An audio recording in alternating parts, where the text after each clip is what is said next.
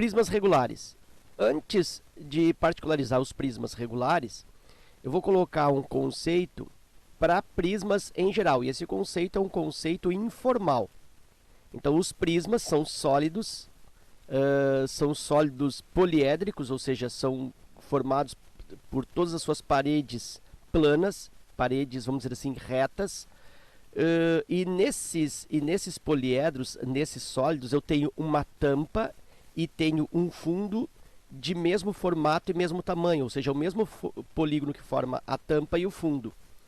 E as paredes são formadas por polígonos quadrangulares, são faces de 4 lados, planas também. Então, prisma tem a tampa e o fundo de mesmo formato e tamanho, o mesmo polígono, são iguais então, né, tampa e fundo, e paredes retas em volta, paredes planas de 4 faces, paredes quadrangulares. Bom, e aí quando que o prisma é regular? Bom, o prisma é regular justamente quando a tampa e o fundo, que são polígonos iguais, são formados por polígonos regulares. Lembrando, o que é um polígono regular? Vou colocar aqui, ó, polígono regular. Tem os lados de mesma medida, eu vou colocar assim simplificando, lados iguais, e tem ângulos internos também de mesma medida, a gente fala que eles são congruentes. Ângulos internos, que eu vou simplificar aqui o conceito, colocando ângulos internos iguais também. Então, se os lados têm a mesma medida e os ângulos internos têm a mesma medida, eu tenho aí um polígono regular. E se esse polígono regular compõe a tampa e o fundo de um prisma, esse prisma é dito prisma regular.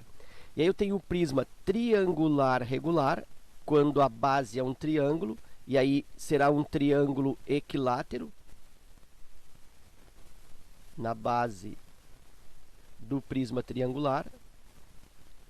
Então, se o prisma é triangular regular, eu já sei que a base é um triângulo equilátero. Prisma quadrangular regular, aí a base é um quadrado. Se eu tenho só um prisma quadrangular, se eu tenho um prisma que é só quadrangular, não especifica se é regular, eu posso ter na sua base qualquer polígono de 4 lados. Pode ser um retângulo, pode ser um losango, pode ser um trapézio. Tudo são prismas quadrangulares, base de 4 lados. Mas se for um prisma quadrangular regular, além de ser de 4 lados, a base, né, a base aqui, ó, além de ser uma base com 4 lados, tem que ser uma base quadrada. Isso pela palavra quadrangular regular. A palavra regular é que faz com que ele seja um quadrado. Prisma hexagonal regular, aí eu tenho na base um hexágono regular. Lados iguais e ângulos internos iguais. Aí eu tenho um hexágono regular. Ok. Agora especificando. Tem situações algébricas, fórmulas para os prismas que são comuns a todos. E tem fórmulas que são específicas. Bom, as fórmulas que são específicas, bom, relativas à base, porque o que muda é a base. Então, eu vou colocar aqui que a área da base desse prisma aqui é a área de um triângulo equilátero. A base é triangular, regular, triângulo equilátero. Triângulo equilátero tem como área, lembra? L ao quadrado, raiz de 3 sobre 4, que ele está chamando o lado de A, né? Aqui também é A, aqui também é A. Então, eu tenho A ao quadrado, raiz quadrada de 3 sobre 4. Para prisma quadrangular regular, o que eu tenho na base? Na base eu tenho um quadrado. Então, a área da base vai mudar. A área da base é A ao quadrado. E no prisma hexagonal, a área da base é um hexágono regular. Se ele for hexagonal regular, a base é um hexágono regular. E a área da base é 6 vezes a área de um triângulo equilátero. A ao quadrado raiz quadrada de 3 sobre 4. Então, nota que a área da base ela é praticamente um tópico da geometria plana, né? Depende da base, eu vou aplicar o cálculo da área relativa a esse formato específico. Então, como eu falei, aqui eu tenho situações específicas, né? O que é geral? O que é geral eu vou colocar separado aqui. Por exemplo, o que é geral, área lateral. A área lateral de qualquer prisma, área lateral, pode ser feito fazendo-se o perímetro da base,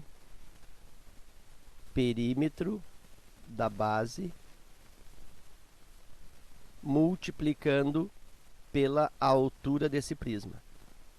Em alguns materiais vem que a área lateral do prisma triangular é 3A, que é o perímetro da base, vezes a altura. No quadrangular, 4A, que é o perímetro da base, né, vezes a altura. E no prisma hexagonal, vem 6A vezes a altura. Isso para a área lateral. Vou colocar aqui fora. Ó. Área lateral. É o perímetro da base, é o contorno da base vezes a altura. E nota que essa fórmula, inclusive, ela fica extensiva a qualquer prisma. Mesmo que ele não seja regular, se eu faço o contorno da base, vamos supor que seja um retângulo na base. Eu faço o contorno, eu faço o perímetro desse retângulo e multiplico pela altura, eu tenho a área lateral desse prisma, mesmo não sendo regular. Área total de prisma. A área total de prisma é 2 vezes a área da base, porque eu tenho duas bases, em cima e embaixo, lógico, e mais a área lateral.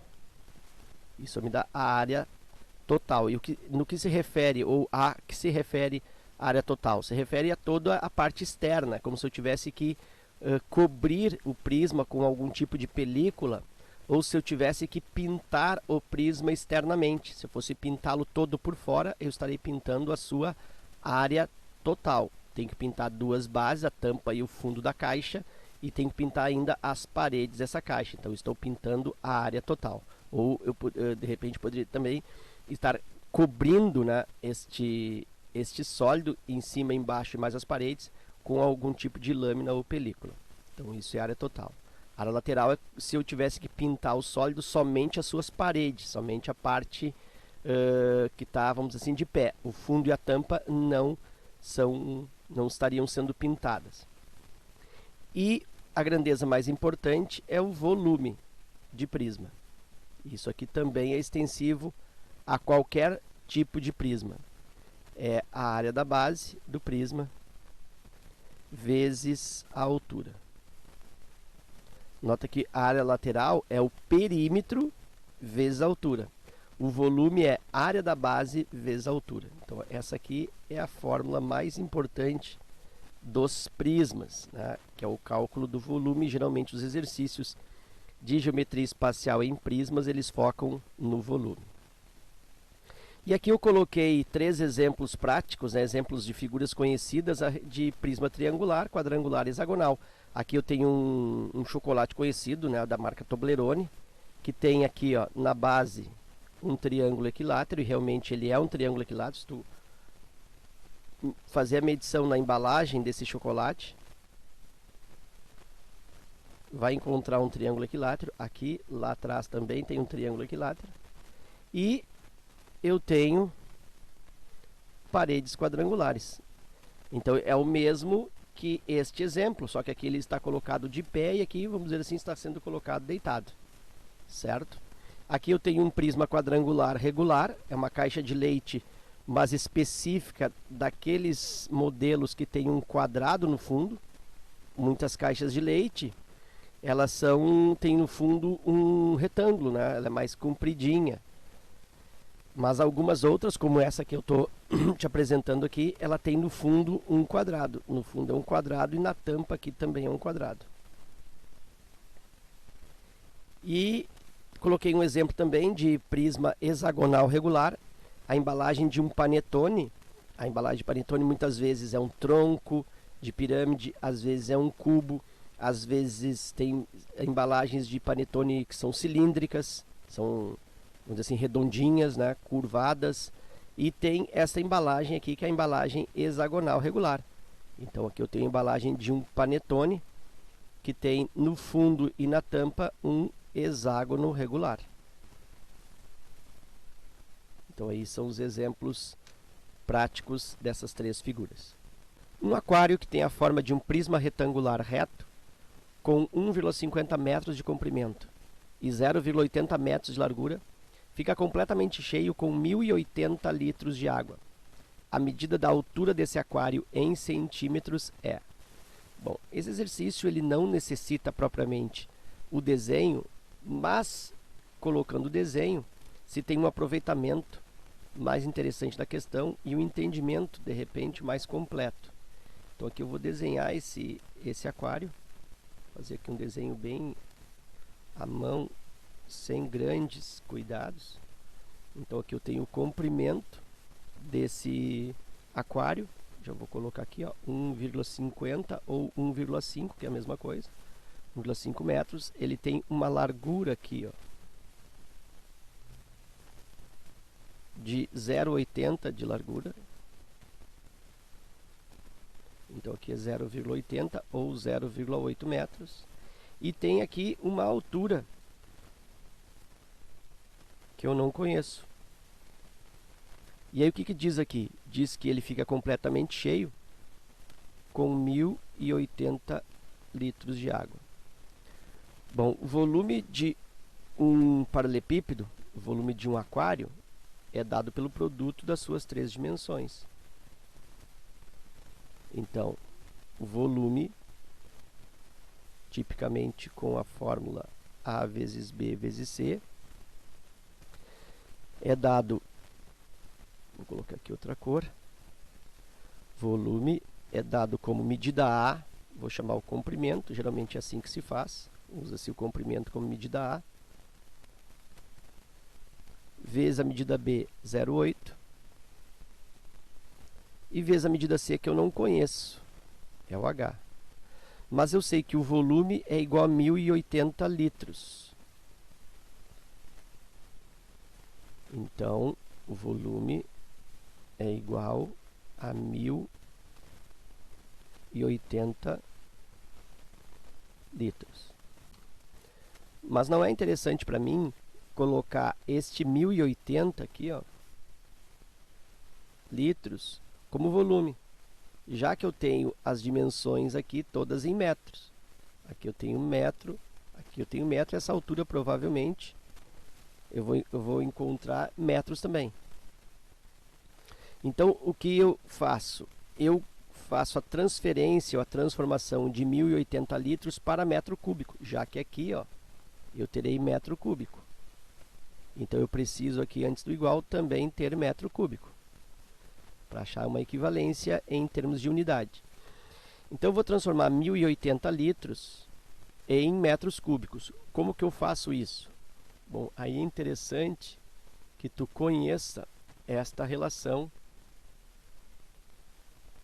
que é muito comum aparecer em questões, em provas, e ela é aplicável em qualquer figura, não só em paralelepípedo, não só nesse aquário aqui. Posso aplicar em qualquer figura sólida. E aí diz que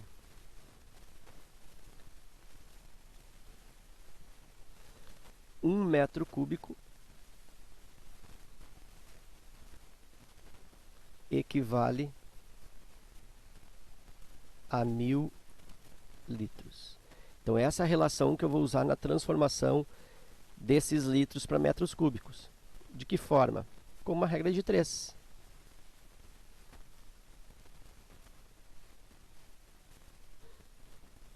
Então, vou colocar assim, ó, que 1 metro cúbico corresponde a 1.000 litros. Eu quero saber quantos metros cúbicos, x metros cúbicos, para 1.080 litros.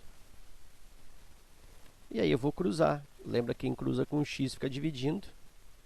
X é igual, já coloco esse 1.000 aqui dividindo, E o outro cruzamento, 1 vezes 1080.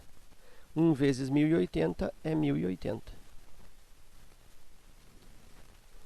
E aí eu tenho 1080, divide por 1000, 3 casas, né? Tem 3 zeros, 3 casas, 1,080, ou ainda x é 1,08 metros cúbicos. Então agora eu volto para cá e coloco 1,08 é igual, já posso multiplicar aqui 1,5 vezes 0,8, fazer esse aqui no rascunho.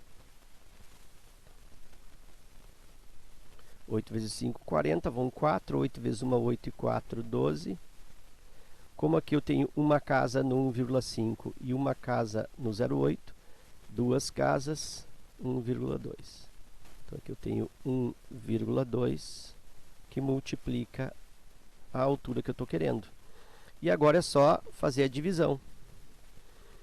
1,08 divide por 1,2. Isso vai resultar na altura. Isso, altura em metros. Vou fazer então a divisão. 1,08 por 1,2. Vou fazer aqui algumas armações. 1,08 divide por 1,2. O número de casas está diferente. Então eu faço 1,08 divide por 1,20. Duas casas, duas casas. Agora eu posso cancelar a vírgula dos dois. Fico com 108 divididos por 120. Então essa é a divisão que eu vou executar. 108 por 120. Vou fazer aqui, ó, neste espaço. 108 divide por 120. 108 por 120 não dá, 108 é menor que 120.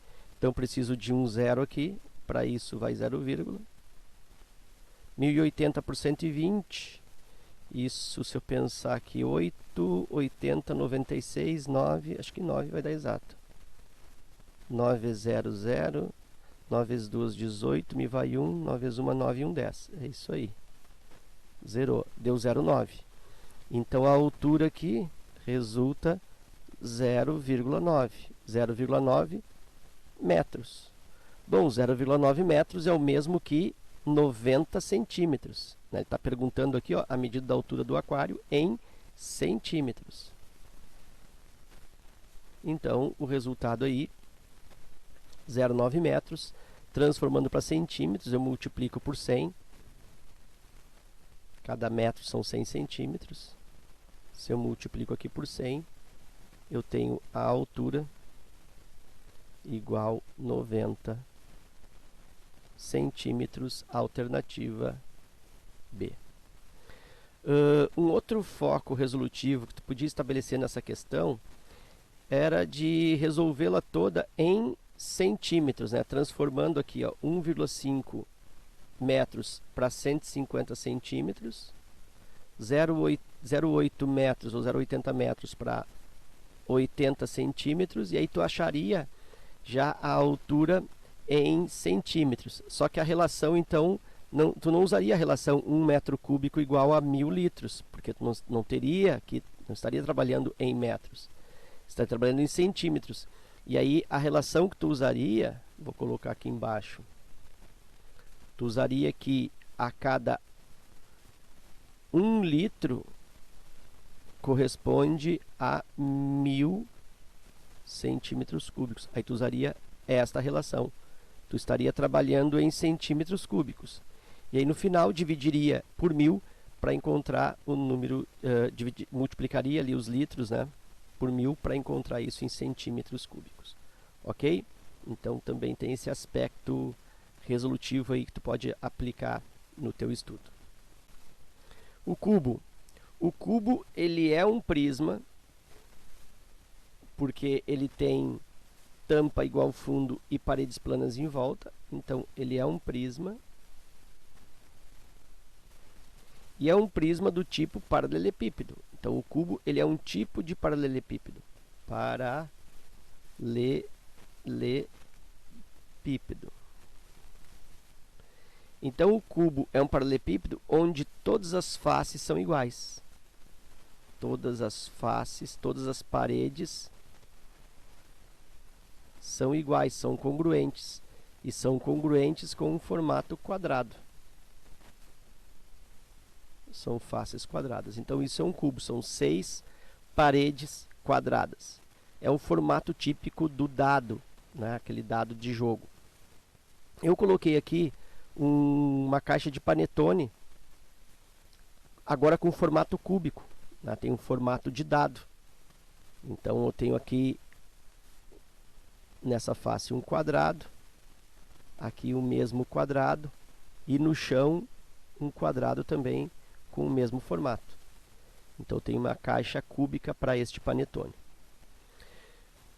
Então observa que o paralelepípedo ele é um tipo de prisma. E o cubo é um caso particular do paralelepípedo. Então o cubo ele é o caso particular do paralelepípedo e o paralelepípedo é um caso particular do prisma. Então o cubo ele é paralelepípedo e prisma ao mesmo tempo. Começando aqui com o formulário. Eu tenho um cubo na figura com aresta A, então todas as medidas são iguais a A. E aí eu vou começar com a área da base. A área da base do cubo é a área de um quadrado, né? Na base eu consigo perceber que é um quadrado. Então, a área de quadrado, lado vezes lado, A ao quadrado. A área lateral do cubo, observa que nas laterais eu tenho 4 quadrados, 4 paredes quadradas. 4A ao quadrado. A área total, bom, aí são 6 paredes quadradas. 6A ao quadrado. O volume do cubo, lembra que eu falei que cubo é um tipo de paralelepípedo. E o volume de paralelepípedo é A vezes B vezes C. Como se fosse aqui, ó, A, aqui é o B e aqui é o C. Como as arestas no cubo são todas iguais, em vez de A vezes B vezes C, seria A vezes A vezes A. E aí eu tenho, então, A vezes A vezes A ao cubo. Então, o volume do cubo é aresta elevado ao cubo, A elevado ao cubo. Mais uma vez, o volume é a grandeza mais relevante no estudo do sólido. E aí, está me faltando a diagonal pequena, diagonal da face, e a diagonal grande, diagonal propriamente do cubo. A diagonal da face, Dzinho, ela é a diagonal de um dos quadrados, né? Ela passa na parede. Então, é a diagonal de um quadrado. A raiz quadrada de 2. E a diagonal do cubo é a raiz quadrada de 3. Esse A raiz quadrada de 3 também ele é obtido aplicando-se Pitágoras nesse triângulo retângulo aqui. Ó. Eu tenho que essa medida aqui é a diagonal do quadrado, que é a raiz de 2, é um cateto. Aqui eu tenho o A, que é outro cateto, e aqui eu tenho a hipotenusa D. Aplico Pitágoras aí, isolo a diagonal maior, Dzão, e eu obtenho a raiz de 3. Aplicação disso em um exercício. A área total de um cubo, cuja diagonal mede 5 raiz quadrada de 3 centímetros, é... Bom, então eu quero a área total do cubo. Lembra que a área total é igual a 6 vezes a aresta ao quadrado. Então, para eu definir a área total, eu preciso do valor do A, para eu elevar ao quadrado e multiplicar por 6. E como que eu vou descobrir o valor do A dessa aresta? Bom, ele me dá aqui a diagonal do cubo, mede 5 raiz de 3. Bom, diagonal do cubo é igual a A raiz de 3. E no problema ele está me dizendo que a diagonal do cubo é 5 raiz de 3. Já dá para perceber que o A é o 5. Tá? Já dá para perceber que o 5 está fazendo papel de A, de aresta aí. Então, diagonal já é 5. Se eu não enxergo isso, estabeleço igualdade. A raiz de 3 é igual a 5 raiz de 3. Esse raiz de 3 pode ficar dividindo, eu posso cancelar aqui também, tanto faz. A é igual a 5 raiz quadrada de 3. Divide por raiz de 3, aquela falsa passagem. Cancelo raiz de 3 com raiz de 3 e aresta igual a 5. Então, esse cubo tem aresta igual a 5. Aí eu venho para cá e finalizo o exercício. Área total igual a 6 vezes, a aresta é 5, 5 ao quadrado. A aresta total igual a 6 vezes 25. 6 vezes 25, 150 centímetros quadrados, alternativa D.